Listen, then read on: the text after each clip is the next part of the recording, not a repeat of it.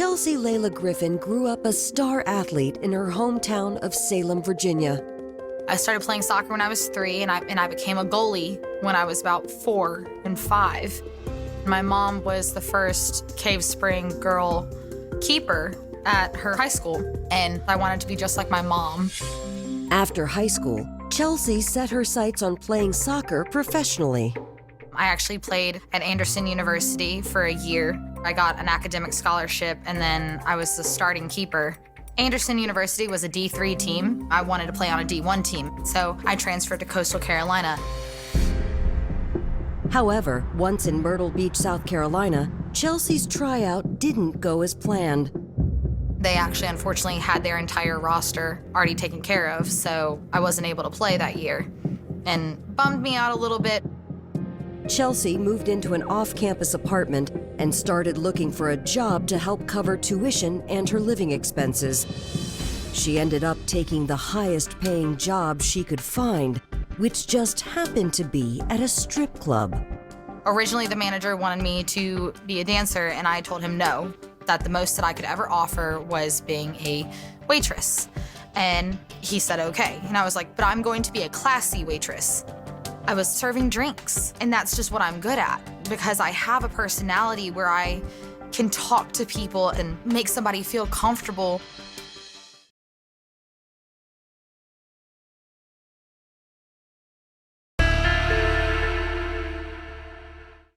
She was a gifted athlete with a promising future. I started playing soccer when I was 3. I got an academic scholarship, and then I was the starting keeper. He was a charming stranger with a mysterious past. He was smart. He was kind. When you looked at him, you saw an adventure. But their budding romance is interrupted by a gruesome discovery. We could see a gunshot wound to the head. The hair on your neck just stands up, because we got a homicide here. As investigators scramble to solve a horrific crime, a series of startling secrets are unveiled, ultimately revealing a twisted tale of deception and rage. She had bought into this idea from her new boyfriend that he was a Jason Bourne type character. He said, no, are you stupid, Chelsi? The people I work for have already set it up to make it look like I did it. There is a lot of truth in what is being told. There's a lot more of the story that hasn't been told. I hate myself every time that I think about what I did, but I was too scared to do the right thing.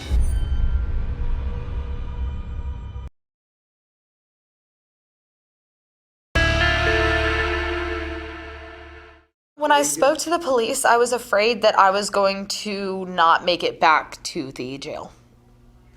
I was afraid that something was going to happen within the transportation of where I was being interviewed to J. Rubin. I was petrified.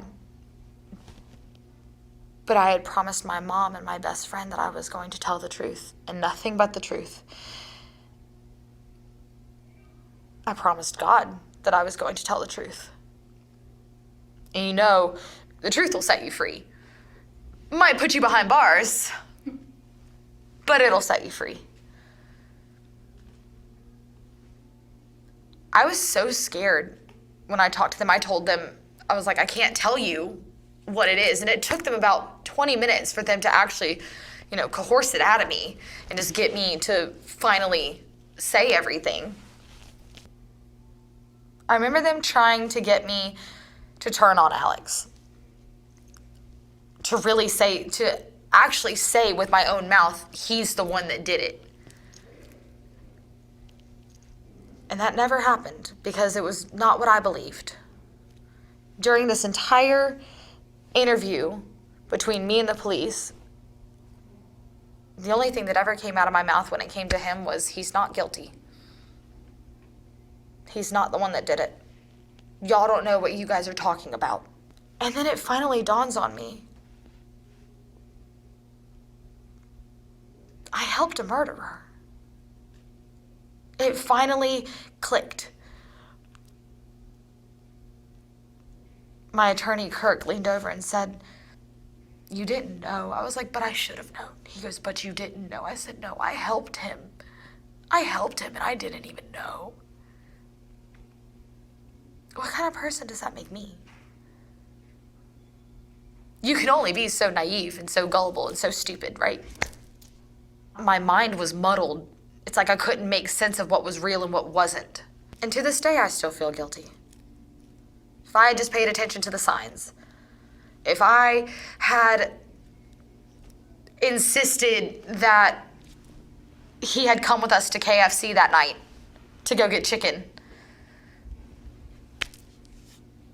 I'm told by all my peers, you know, he still would have done it. He would have found a way to do it.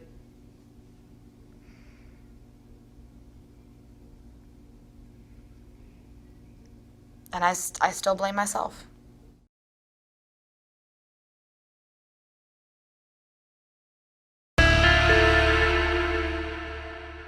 As part of the investigation, when Alex told us that his uncle was the one who killed his parents, we did look into that, but every avenue that we looked at, you know, and everyone that we spoke to, there was just no way. You know, everyone said that Thomas was not capable of committing this heinous act. And there was also points during Alex's interview that things just weren't adding up. We could tell that, you know, he was trying to minimize his involvement, and to be honest, we just didn't believe that he was telling us the truth. About a month after the arrest, Chelsi spoke with an attorney, and they actually agreed to come in for an interview. And Chelsi lays out a story, is the best way I can describe it. She tells us how she met Alex, and during that initial meeting, she talks about Alex being a soldier, and that during his time overseas, he was chemically burned and had some PTSD issues. That led into probably one of the craziest stories, is the way I can best explain it, of what happened then. That Alex had told her that he was he worked for the Department of Defense, and that he had obtained a contract to murder 2 people, and that he didn't want to do it, so his boss became mad at him for not completing the contract. And Alex tells Chelsi that when he goes back to the hotel that night, that he actually sees his boss inside the room, and when he walks in, he also sees that Stephen and Carrie Turner had been shot. His boss then jumps off the balcony and runs away. And that at that point in time, he panicked because he knew that he was going to be framed for the murder. That story just it blew my mind. I've never heard it before to that effect. But obviously, Alex's story was very convincing, because Chelsi truly believed it. And sitting and watching during that interview, we believed her. She actually, you know, thought he worked for the Department of Defense. So to hear that story, you would think that there's no way anybody would believe this, but Alex was apparently pretty convincing, because he got multiple people to believe that he was a Department of Defense worker and that he was paid to kill people.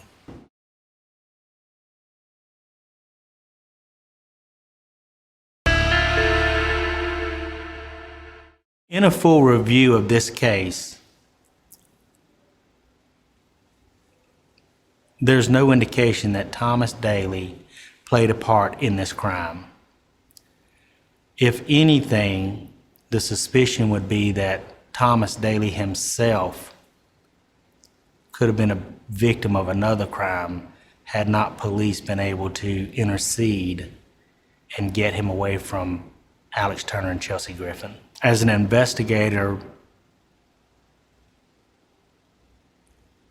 you try to reason out why a son would not just kill one parent, but kill both parents.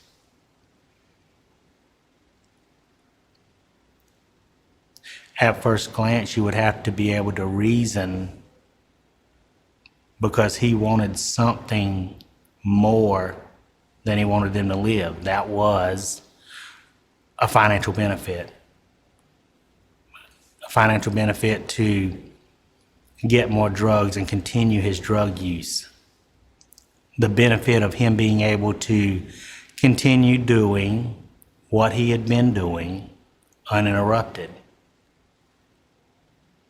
At the time that Steve and Carrie Turner were murdered,